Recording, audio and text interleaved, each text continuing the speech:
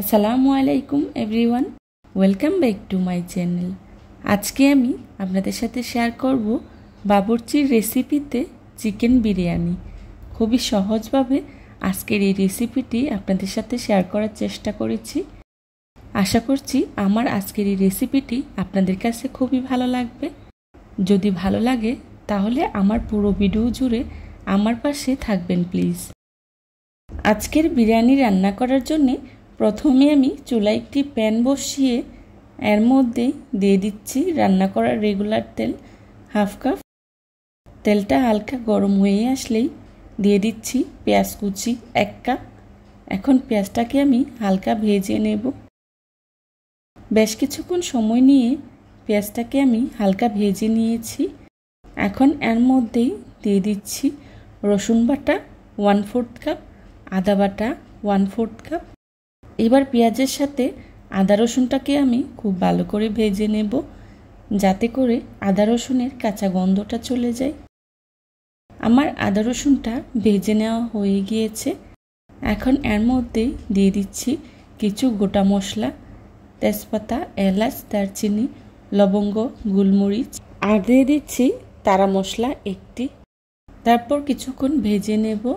ভেজে নেওয়া হয়ে গেলেই দিয়ে দিচ্ছি পানি হাফ কাপ। পানিটা দিয়ে আমি গুঁড়া মশলা ইউজ করব। দিয়ে দিচ্ছি লাল মরিচের গুঁড়া 1 টেবিল চামচ। মরিচের গুঁড়াটা আপনারা যে যতটুকু ঝাল পছন্দ করেন সেই অনুযায়ী ব্যবহার করবেন। আর দিয়ে দিচ্ছি লবণ 1 টেবিল চামচ। দিয়ে দিচ্ছি বিরিয়ানি মশলা 1 প্যাকেট। আমি এখানে বাজারের কেনা বিরিয়ানি মশলাটা ব্যবহার করেছি। আপনারা চাইলে ঘরে তৈরি করেও ব্যবহার করতে পারেন। এখন মশলাটাকে আমি খুব ভালো করে কষিয়ে নেব। দেখুন মশলাটাকে আমি খুব ভালো করে কষিয়ে নিয়েছি। তেলটা উপরে ভেসে উঠেছে। এ পর্যায়ে দিয়ে দিচ্ছি 1 কাপ টক দই। দইটাকে আমি খুব ভালো করে ফাটিয়ে ব্যবহার করেছি। আর দিয়ে দিচ্ছি বাদাম বাটা 1 কাপ। এখানে আমি 3 রকমের বাদাম বাটা ব্যবহার করেছি, কাঠবাদাম, কাজু বাদাম আর চীনা বাদাম। সাথে দিয়েছি কয়েকটি সাদা গোলমরিচ আর দিয়েছি কিশমিশ কয়েকটি। একসাথে দিয়ে খুব ভালো করে ব্লেন্ড করে ব্যবহার করেছি। মশলাটাকে আমি প্রায় 5 থেকে 6 মিনিটের মতো সময় নিয়ে খুব ভালো করে কষিয়ে নিয়েছি। এখন এর মধ্যেই দিয়ে দিচ্ছি আগে থেকে কেটে রাখা মুরগির মাংস।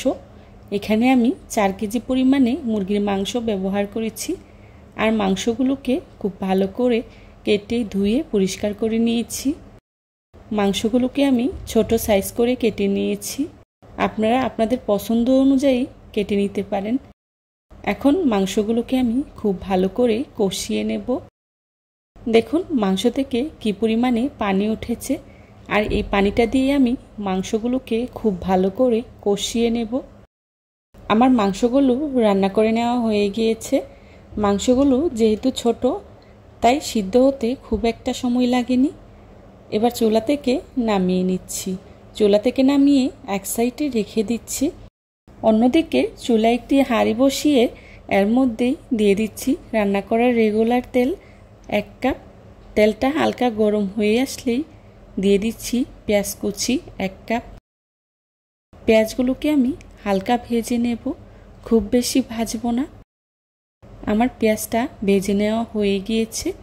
এখন এর মধ্যেই দিয়ে দিচ্ছি বড় 1 চা চামচ আদা বাটা আর দিয়ে দিচ্ছি রসুন বাটা 1 চা চামচ।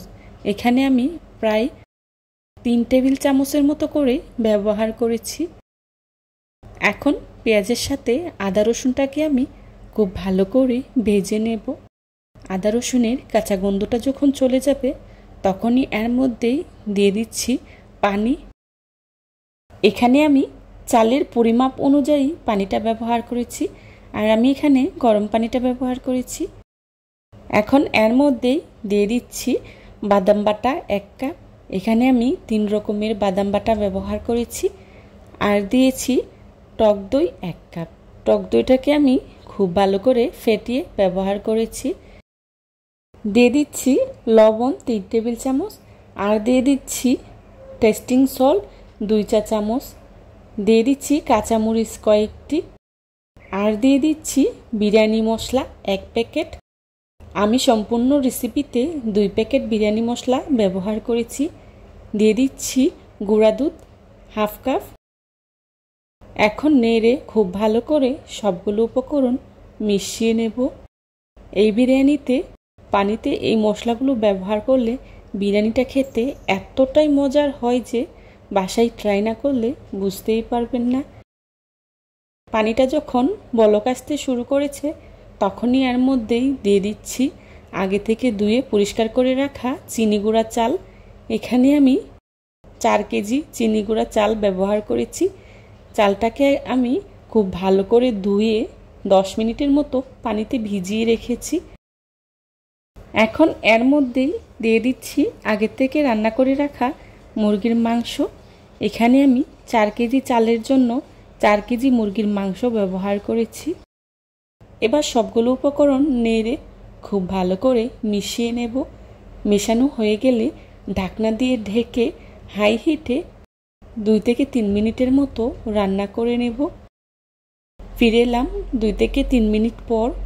দেখুন পানিটা অনেকটাই শুকিয়ে গিয়েছে। এখন খুব ভালো করে নেড়ে দমের উপর রেখে দেব 10 মিনিটের মতো। ফিরে এলাম 10 মিনিট পর। দেখুন পানিটা পুরোপুরি শুকিয়ে গিয়েছে আর আমার চালটাও প্রায় 95% মতো সিদ্ধ হয়ে গিয়েছে। এখন নেড়ে আবারও 5 মিনিটের মতো দমের উপর রেখে দেব। আমার আজকের এই রেসিপিটি যদি আপনাদের কাছে ভালো লেগে থাকে তাহলে অবশ্যই চ্যানেলটি সাবস্ক্রাইব করে ফ্রেন্ডস অ্যান্ড ফ্যামিলির সাথে শেয়ার করবেন। আমার নাড়তে একটু অসুবিধা হচ্ছে কারণ হাঁড়িটা অনেক বড়। এবার এর মধ্যেই দিয়ে দিচ্ছি পেঁয়াজ বেরেস্তা আর দিয়ে দিচ্ছি আলু বোখরা। এই পর্যায়ে আলু বোখরা দিলে আলু বোখরাটা গলে যায় না। আমার কাছে এই পর্যায়ে দিলে খেতে বেশি ভালো লাগে। এখন এর মধ্যেই দিয়ে দিচ্ছি কিশমিশ কয়েকটি আর দিয়ে দিচ্ছি কেওড়া জল 2 টেবিল চামচ। দিয়ে দিচ্ছি টমেটো সস। এখানে আমি প্রায় 1/3 কাপের মতো টমেটো সসটা ব্যবহার করেছি। বিরিয়ানি রান্নাতে টমেটো সসটা ব্যবহার করার চেষ্টা করবেন, এতে করে বিরিয়ানির টেস্টটা অনেকটাই বেড়ে যায়। এবার দিয়ে দিচ্ছি ঘি প্রায় 200 গ্রামের মতো। ঘিটা পরিমাণে বেশি দেওয়ার চেষ্টা করবেন, এতে করে বিরিয়ানির টেস্ট অনেকটাই বেড়ে যায়। এবার ঢাকনা দিয়ে ঢেকে 5 মিনিটের মতো দমের উপর রেখে দেব। ফিরে এলাম 5 মিনিট পর। এবার নেড়ে খুব ভালো করে মিশিয়ে নেব।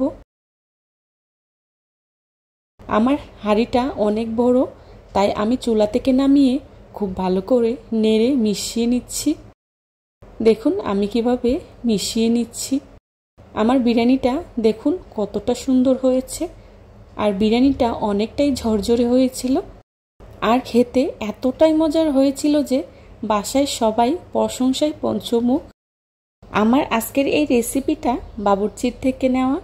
আমার রেসিপিটা ফলো করে বাসায় একবার হলেও ট্রাই করবেন আর কেমন হয়েছে আমাকে কমেন্টস করে জানাবেন।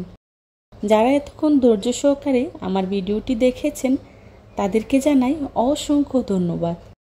এই ধরনের সব ঘরোয়া এবং মজার মজার রেসিপি পেতে আমার চ্যানেলটি ভিজিট করে আসবেন প্লিজ। আমার পরবর্তী রেসিপি দেখার আমন্ত্রণ জানিয়ে আজকের মতো এখানেই বিদায় নিচ্ছি। সবাই ভালো থাকবেন, সুস্থ থাকবেন। আল্লাহ হাফেজ। আসসালামু আলাইকুম।